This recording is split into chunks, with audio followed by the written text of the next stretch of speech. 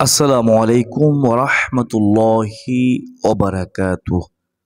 প্রিয় দর্শক, কাজের ফাঁকে ফাঁকে করা যায় এমন কিছু আমল সম্পর্কে আমি আপনাদেরকে আজকের ভিডিওতে জানাবো ইনশাআল্লাহ। আমলগুলো এতই ছোট যে আপনি কাজের ফাঁকে ফাঁকে অবসর সময়ে রাস্তা দিয়ে চলার সময় অর্থাৎ খুবই অল্প সময়ে এই আমলগুলো করতে পারবেন। আমলগুলো খুবই ছোট কিন্তু এর ফজিলত অনেক অনেক বেশি। কাজের ফাঁকে কিংবা অবসরে মানুষ কত কাজই না করে থাকে। কেউ গান শুনে, কেউ নাটক, সিনেমা কিংবা টিকটক জাতীয় মুভি দেখে সময় অতিবাহিত করে। কিন্তু এই অবসর সময় কিংবা কাজের ফাঁকে ছোট ছোট অনেক দোয়া ও জিকির আছে যা পরেও মানুষ প্রশান্তি পেতে পারে। আর এসব জিকির ও দোয়ার ফজিলত, মর্যাদা এবং সওয়াবও অনেক বেশি। বান্দার প্রতিটি আমল আল্লাহর কাছে দামি। ছোট ছোট আমলও কিয়ামতের দিন বিপুল সওয়াবে পরিণত হবে। তাই ছোট বড় কোনো আমল ও সৎ কাজকে অবহেলা করা আমাদের উচিত নয়। তাহলে চলুন প্রিয় দর্শক, একে একে প্রত্যেকটি দোয়া ও জিকিরের কথা আপনাদের সামনে তুলে ধরি। কাজের ফাঁকে ফাঁকে অবসর সময়ে আপনি করতে পারবেন আজকের ভিডিওতে এমন 10টি জিকিরের মধ্যে সর্বপ্রথম জিকিরটি হলো আল্লাহুম্মা ইন্নী আসআলুকাল আফিয়া ফিদ দুনিয়া ওয়াল আখিরাহ। আল্লাহুম্মা ইন্নী আসআলুকাল আসআলুকাল আফিয়া ফিদ দুনিয়া ওয়াল আখিরাহ। অর্থ হলো, হে আল্লাহ, তোমার কাছে আমি দুনিয়া ও আখিরাতের নিরাপত্তা ও সুস্থতা কামনা করছি। সুবহানাল্লাহ, সুবহানাল্লাহ। অর্থাৎ আপনি যদি খালেস অন্তরে শিরক মুক্ত থেকে, গুনাহ মুক্ত থেকে প্রতিনিয়ত এই জিকিরটি করেন, তাহলে আল্লাহ তাআলা আপনাকে দুনিয়া ও আখিরাতের নিরাপত্তা দান করবেন এবং আল্লাহ রব্বুল আলামিন আপনাকে সুস্থতা দান করবেন। সুবহানাল্লাহ। কাজের ফাঁকে ফাঁকে অবসর সময় প্রিয় দর্শক আপনি করতে পারবেন আজকের ভিডিওতে এমন 10টি জিকিরের মধ্যে দ্বিতীয় নম্বর জিকিরটি হলো লা ইলাহা ইল্লা আনতা সুবহানাকা ইন্নী কুনতু মিনাজ জালিমিন। দোয়াইনস অর্থ হলো, তুমি ছাড়া কোনো মাবুদ নেই, তুমি পবিত্র সুমহান, আমি নিশ্চয়ই জালেমদের দলভুক্ত। এর ফজিলত হলো, দৈনিক একবার দোয়াইনুস পড়লে পদমর্যাদা সমুন্নত হয়। আল্লাহ তার রুজি রোজগারে সমৃদ্ধি দান করেন। দুঃখ, যন্ত্রণা, পেরেশানি, অশান্তি ও কষ্ট প্রভৃতি দূর করেন। তার জন্য সব রকম কল্যাণের দ্বার খুলে দেন। শয়তানের প্ররোচনা থেকে তাকে রক্ষা করেন। প্রিয় দর্শক, কাজের ফাঁকে ফাঁকে অবসর সময়ে আপনি করতে পারবেন আজকের ভিডিওতে এমন 10টি জিকিরের মধ্যে তৃতীয় নম্বর জিকিরটি হলো সুবহানাল্লাহি ওয়া বিহামদিহি সুবহানাল্লাহিল আযীম। অর্থ হলো, মহান সে আল্লাহ এবং তার সকল প্রশংসা, মহান সে আল্লাহ যিনি সর্বোচ্চ মর্যাদার অধিকারী। হযরত আবু হুরায়রা রাদিয়াল্লাহু তাআলা আনহু থেকে বর্ণিত হাদিসে রাসূলুল্লাহ সাল্লাল্লাহু আলাইহি ওয়াসাল্লাম বলেন, দুটি বাক্য এমন রয়েছে যা বলা সহজ কিন্তু আমলের ফলে অনেক ভারী আর আল্লাহর কাছেও অধিক পছন্দনীয়। সেটি হলো সুবহানাল্লাহি ওয়া বিহামদিহি সুবহানাল্লাহিল আযীম। বুখারী শরীফের হাদিস, হাদিস নম্বর হচ্ছে ৬৪০৬ নম্বর হাদিস। এছাড়াও রয়েছে অসংখ্য ফজিলত। আপনি কাজের ফাঁকে ফাঁকে অবসর সময় এই আমলটি করতে পারেন। প্রিয় দর্শক, আজকের ভিডিওতে এমন 10টি জিকিরের মধ্যে 4 নম্বর জিকিরটি হলো, শ্রেষ্ঠ 7টি জিকিরের মধ্যে একটি জিকির, সেটি হলো সুবহানাল্লাহ। হযরত সাদ ইবনে আবি ওয়াক্কাস রাদিয়াল্লাহু তাআলা আনহু বলেন, আমরা রাসূলুল্লাহ সাল্লাল্লাহু আলাইহি ওয়াসাল্লামের নিকট ছিলাম। তিনি বললেন, তোমাদের কোনো ব্যক্তি কি প্রত্যেক দিন 1000 নেকি অর্জন করতে সক্ষম কি? তোর মধ্যে একজন বললেন, আমাদের মধ্যে কোন ব্যক্তি কেউবে 1000 নেকি অর্জন করবে? তখন রাসূলুল্লাহ সাল্লাল্লাহু আলাইহি ওয়াসাল্লাম বললেন, ও আমার সাহাবীরা শুনো, 100 বার সুবহানাল্লাহ বললে তার জন্য 1000 নেকি লেখা হবে, অথবা তার 1000 পাপ মোচন করা হবে। সুবহানাল্লাহ। মুসলিম শরীফ ও মেশকাতের মধ্যে হাদিসটি রয়েছে। এছাড়াও অসংখ্য ফজিলত রয়েছে। প্রিয় দর্শক, কাজের ফাঁকে ফাঁকে অবসর সময় আপনি করতে পারবেন আজকের বিরতি এমন 10টি জিকিরের মধ্যে 5 নম্বর জিকিরটি হলো আলহামদুলিল্লাহ।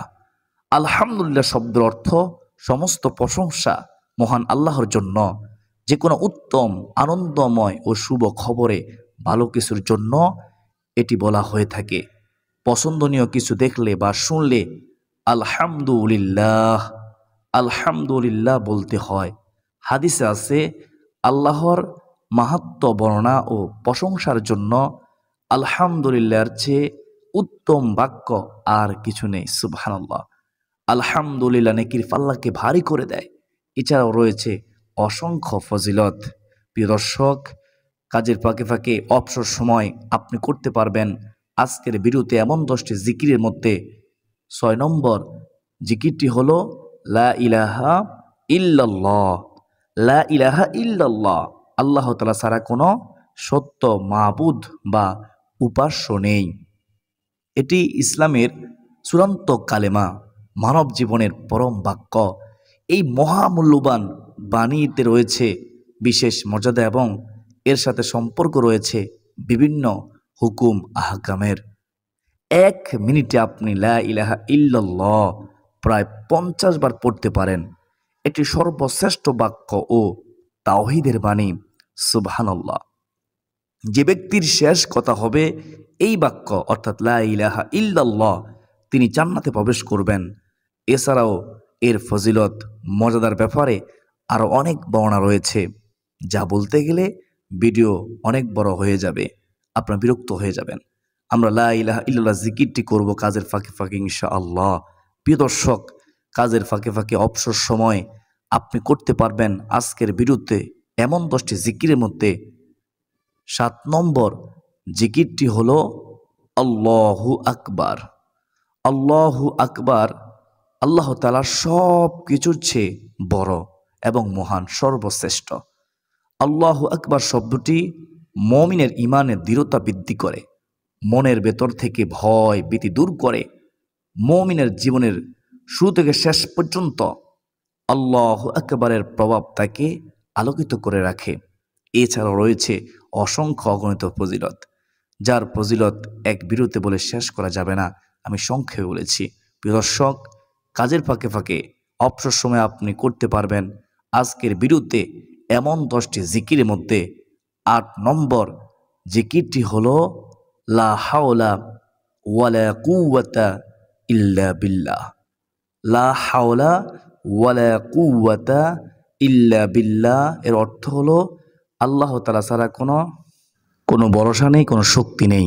অর্থাৎ মানুষের ব্যক্তিগত শক্তি, সামর্থ্য, ক্ষমতা ও সাহস যত বেশি থাকুক না কেন, আল্লাহ তাআলা তৌফিক না দিলে তা কোনো ধরনের উপকারে আসবে না।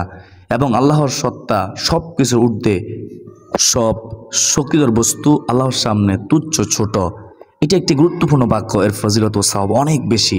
যখন মানুষ নিজের ক্ষমতার বাইরে কোনো পরিস্থিতি ও কাজের মুখোমুখি হয় যা সম্পাদন করা তার উপর কষ্টসাধ্য হয়ে পড়ে, তখন এই বাক্যটি পড়তে হয়। এছাড়া শয়তানের কোনো প্রতারণা ও আক্রমণ থেকে বাঁচার জন্য এই দোয়াটি পড়া হয়। এই দোয়াটি অত্যন্ত দামি একটি দোয়া, লা হাওলা ওয়ালা কুওয়াতা ইল্লা বিল্লাহ।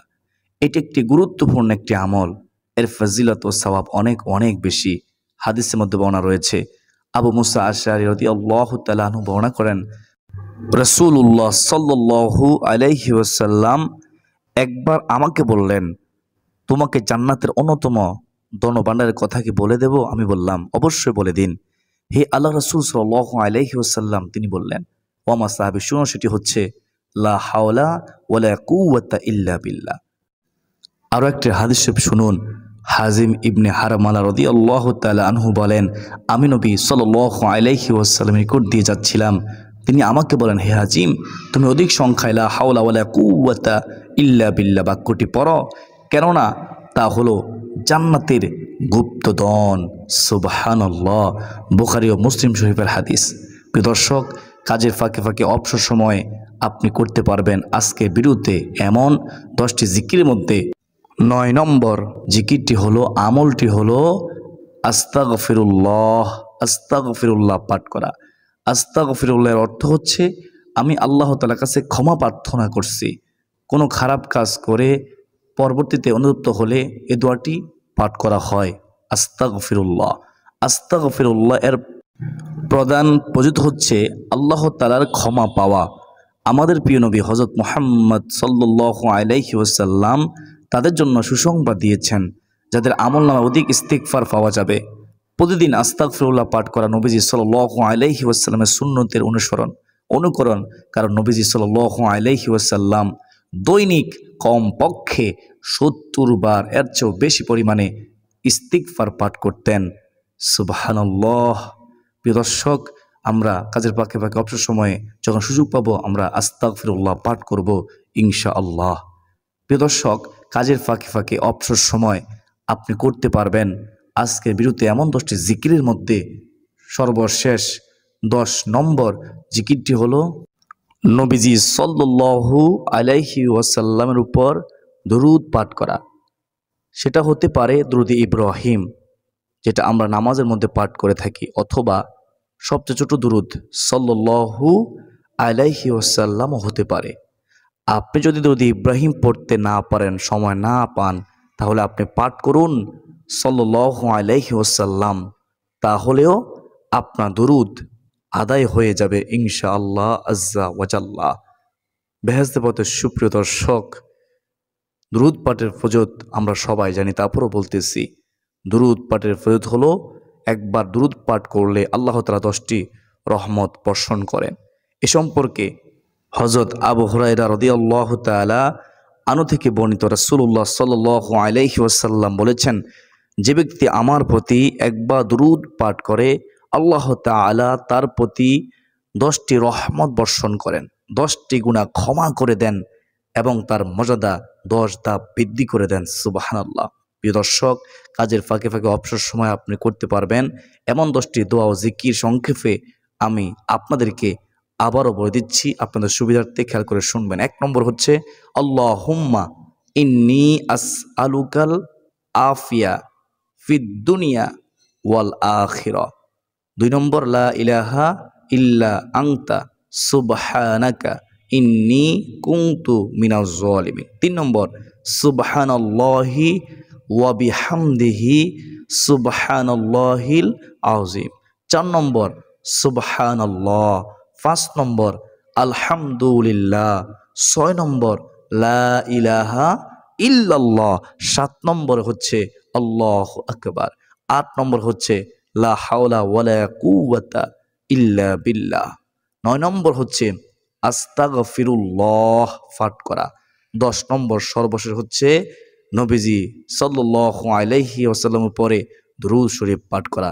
এগুলো আপনি কাজের ফাঁকে ফাঁকে অবসর সময়ে রাস্তা দিয়ে চলার সময় পাঠ করতে পারেন, ইনশাআল্লাহ অনেক অনেক সওয়াব অর্জন করতে পারবেন।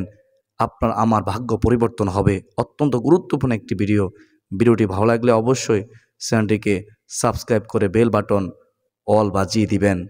ভিডিওতে একটি লাইক দিবেন এবং কমেন্টে আমিন লিখবেন এবং অন্য মুসলিম ভাই বোনদের কাছে ভিডিওটি শেয়ার করে দিবেন, যেন তারাও দেখে শিখে আমলটি করতে পারে। প্রিয় দর্শক, আজকে পর্যন্তই। আল্লাহ তাআলা মহান রব আমাদের সকলকে এই 10টি জিকির 10টি আমল সহি শুদ্ধভাবে করার তৌফিক দান করুন। সকলে বলি আল্লাহুম্মা আমিন।